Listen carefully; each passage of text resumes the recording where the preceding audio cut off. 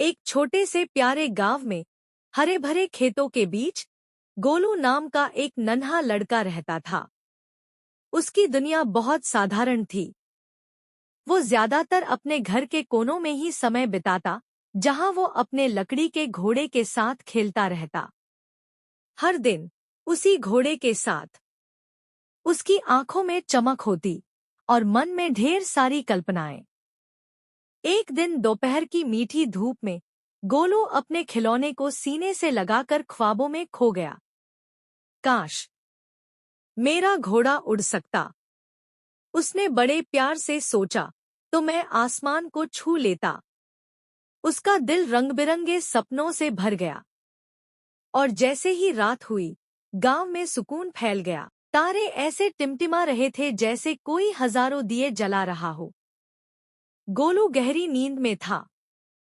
तभी खिड़की से चांद की रोशनी कमरे में आई और उसके साथ कुछ जादुई चमकदार कण भी। धीरे धीरे गोलू का लकड़ी का घोड़ा चमकने लगा और फिर वो हिलने लगा। सुबह हुई और हवा में कुछ अजीब सी ताजगी थी। गोलू ने जैसे ही आंखें खोलीं, उसकी हैरानी का कोई ठिकाना नहीं रहा। उसका घोड़ा अब पंखों के साथ खड़ा था। वाह, तुम सच में उड़ सकते हो, गोलू खुशी से चिल्लाया। और फिर जैसे कोई सपना हकीकत बन गया हो, वो घोड़े पर सवार होकर उड़ चला। खुले आसमान में, बादलों के ऊपर, धरती बहुत नीचे छूट गई थी। इंद्रधनुष के नीचे से गुजरते हुए गोलू जोर से हंसा, वूहू, मैं उड़ रहा हूँ।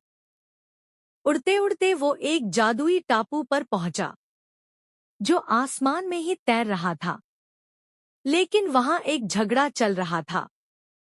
एक शेर और एक हिरण आपस में बहस कर रहे थे। यह मेरी जगह है, शेर गरजा।